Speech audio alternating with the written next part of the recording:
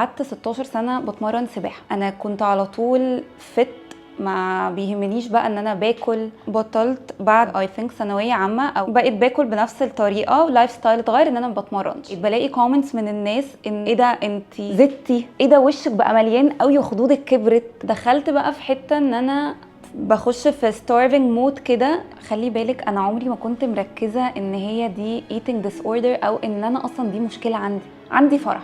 انا هقعد اسبوعين ما باكلش. انا ابتديت ادوخ كتير قوي، ببقى تعبانه، حصل لي مشاكل كتير في بطني مثلا. لما بقى رحت للدكتور شفت كام فيديو كده على سوشيال ميديا، وان في ناس بتدخل نفسها في starving مود، وان ده بيأثر على حاجات كتيره جدا، وانا كنت بعمل حاجات بيوند الحته دي بصراحه. ان انا لا، احنا لازم نعمل ستوب في الحته دي.